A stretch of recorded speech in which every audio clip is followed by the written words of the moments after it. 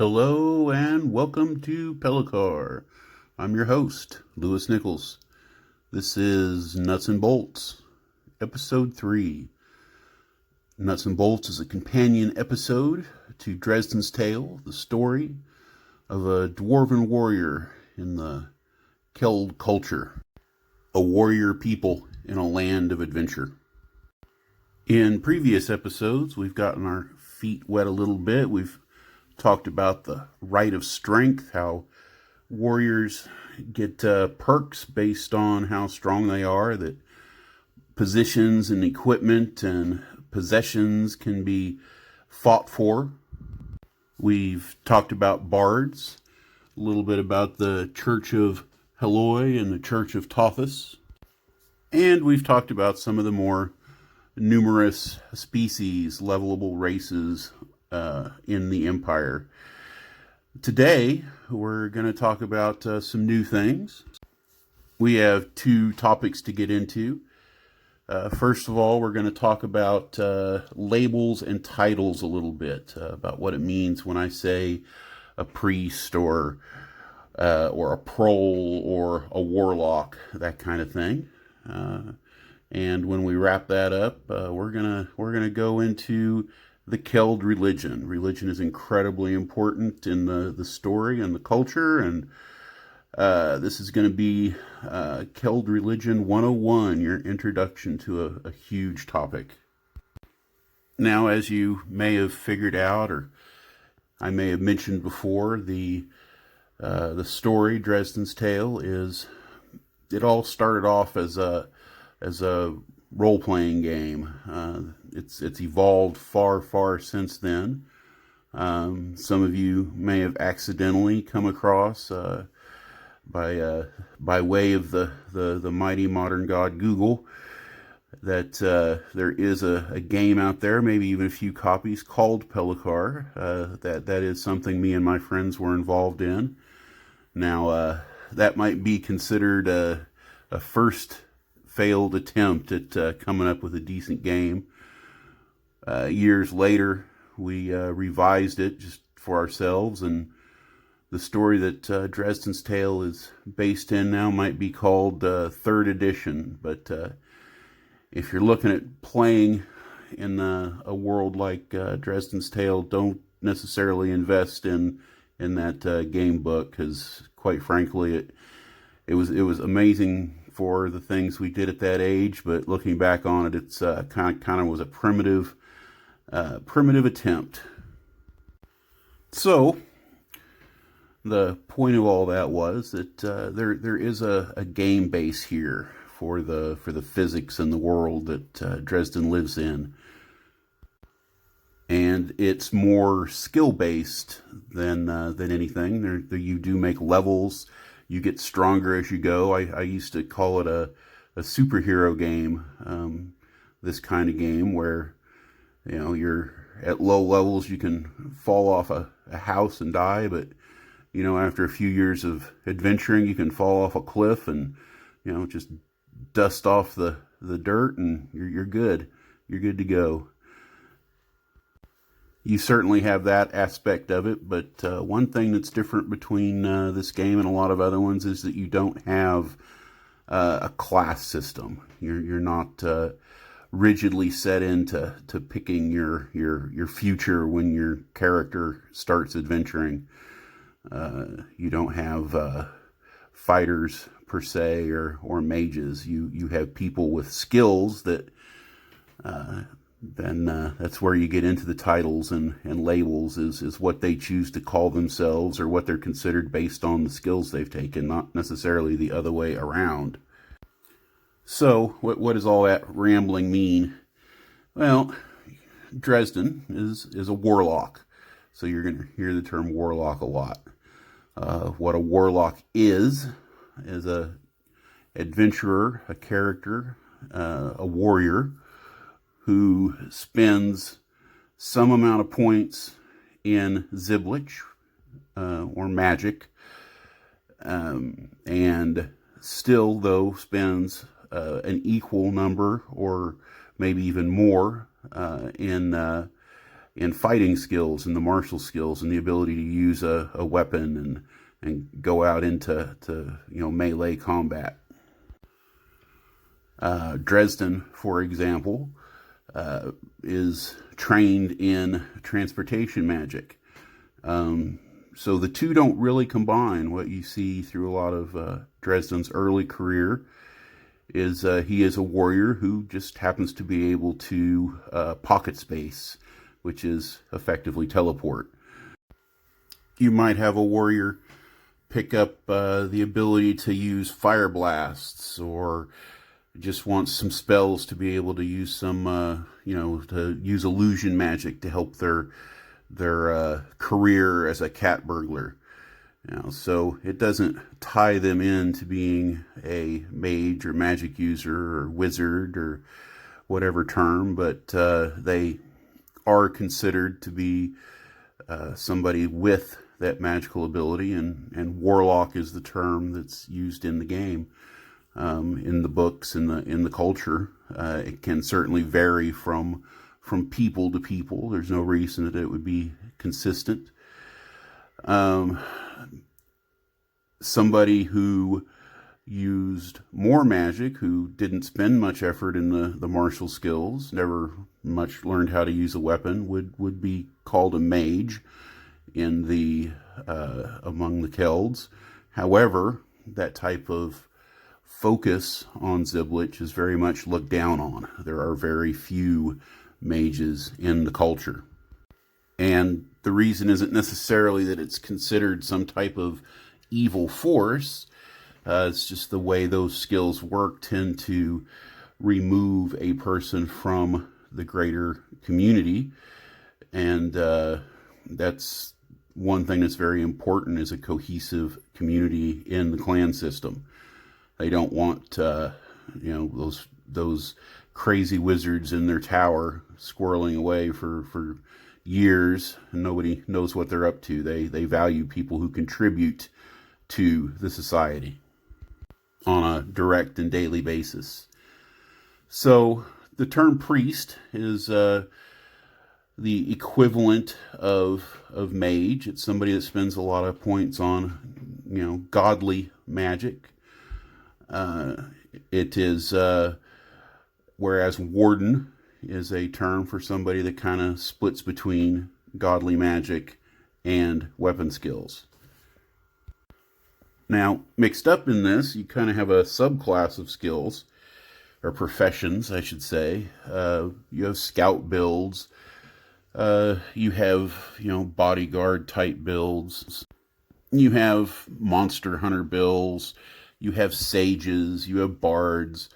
And these can be a wide combination of skills. One great thing about the world, the richness of the system, is that there's many different ways you can go about being the best at a certain vocation.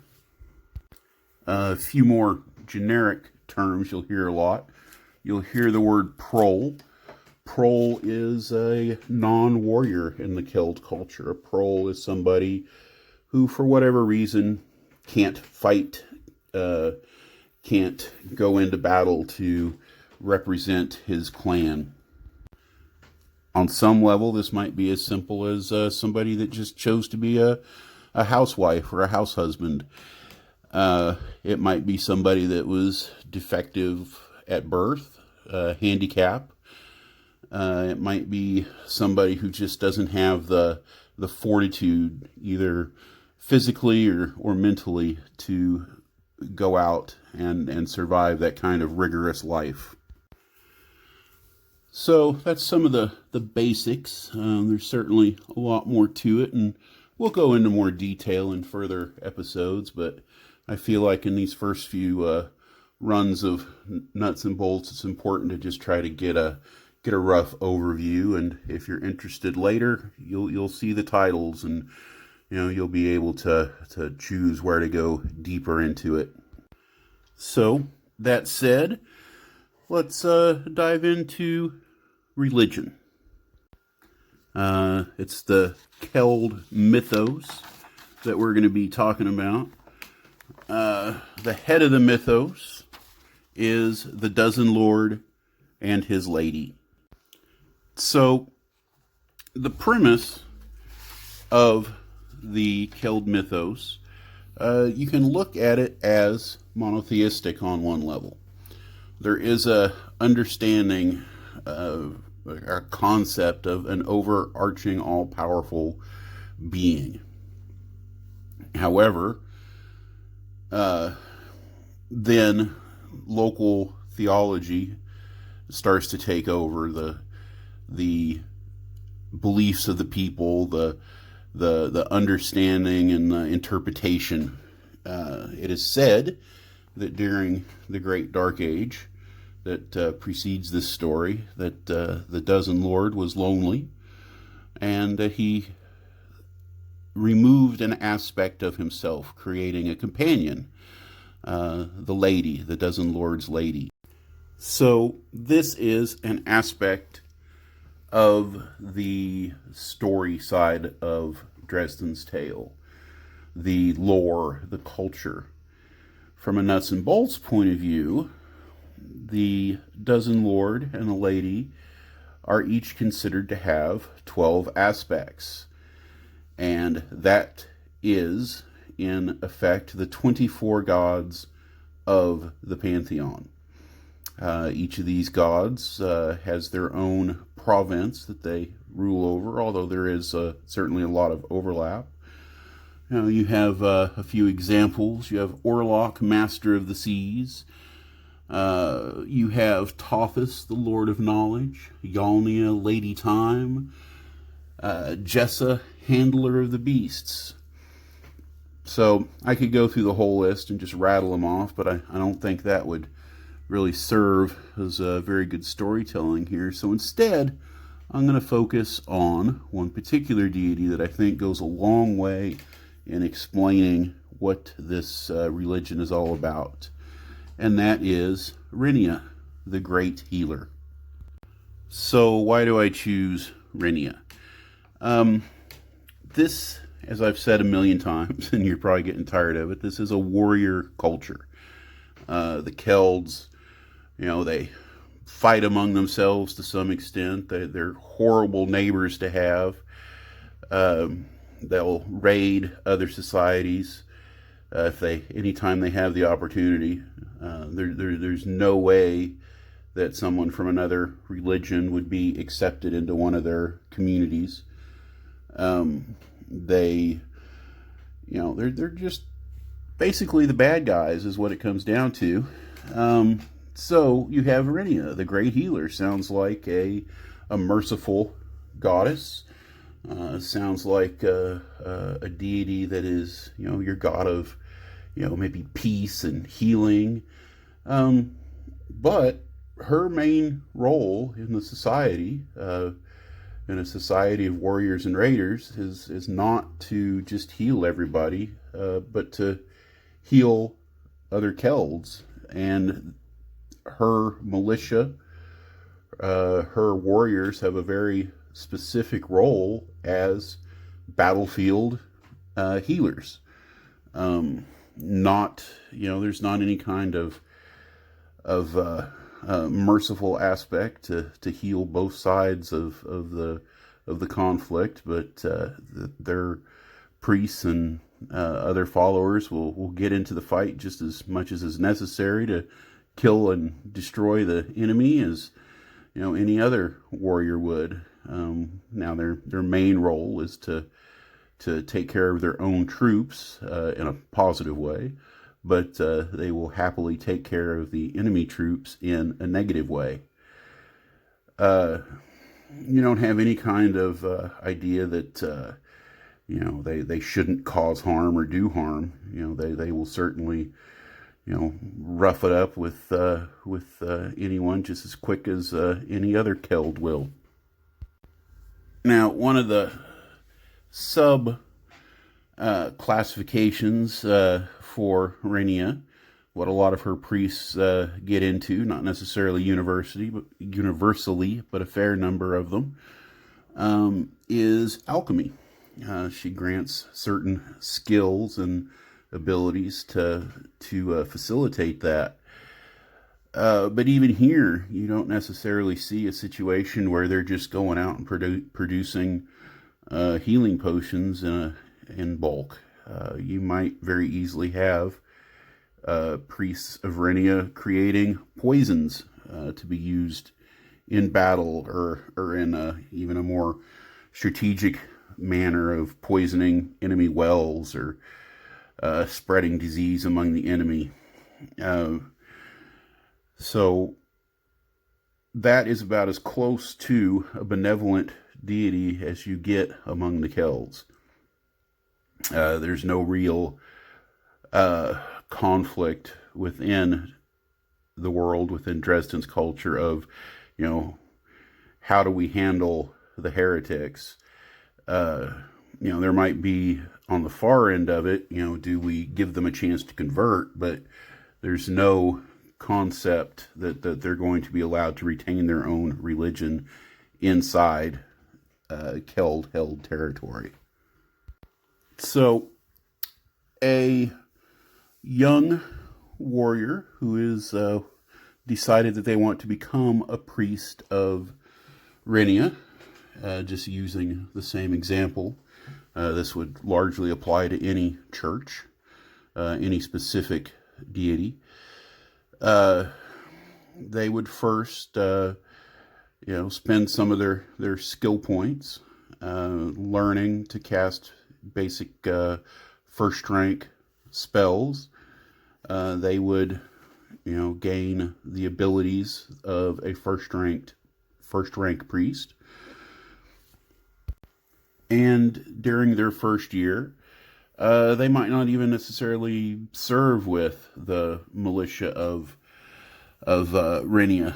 They might very well be told, okay, you've gotten your training, now go join the militia of Biona for a season or two.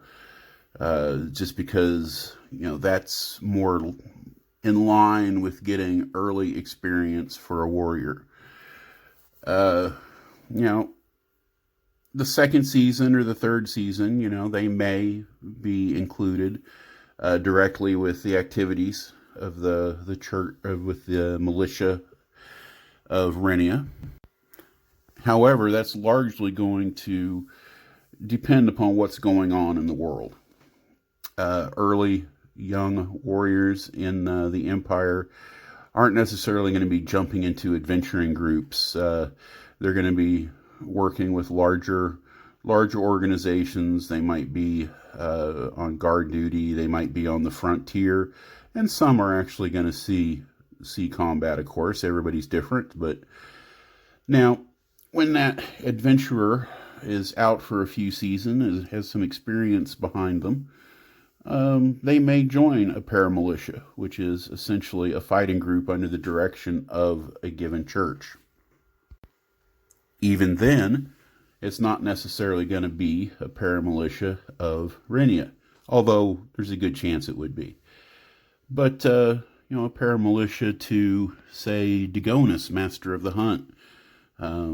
They often serve as advanced forces or guides or scouts. That team is going to need a healer, so they might very well recruit a warden or a priest of Rinia. So when it comes down to it, in a lot of ways, an adventurer in mid-levels or higher levels even might look like a more traditional fantasy type character, going out, fighting with his buddies, getting into trouble, seeing what they can stir up. Some stick with that for a while. Some fall victim to the right of strength, if you want to put it that way. But, you take more and more responsibility. They could easily end up as a mayor, or in charge of a large civilian force, or have responsibilities to the clan that don't directly involve going out and having fun, being monster hunters, treasure hunters, that kind of thing. So you're going to see all that play out over many, many, many episodes of Dresden's Tale. as you're going to see other aspects of the physics and the game rules play out, the culture itself. I hope this gives you a rough idea of what life is like in the Keld Empire and what some of the things, some of the terms I throw out there mean. So that concludes our episode 3 of Nuts and Bolts. Next week, we'll be talking about a brand new subject. Haven't really decided what yet. Maybe getting into some history, maybe getting into some other technical aspect. But in the meantime, I hope you have all enjoyed it. I'm glad that you spent some time with me. Do all the stuff, the likes, the shares. Remember, there's the book you can download for Kindle on Amazon. There's the Patreon page where you can support me. There's all kinds of ways to get involved. And of course, as always, you don't have to do any of that stuff. Just coming for a listen is more than I could possibly hope for. And we'll go into this little adventure together and see how things progress as more episodes come online, and we continue on this journey together. So thank you all, and have a great day.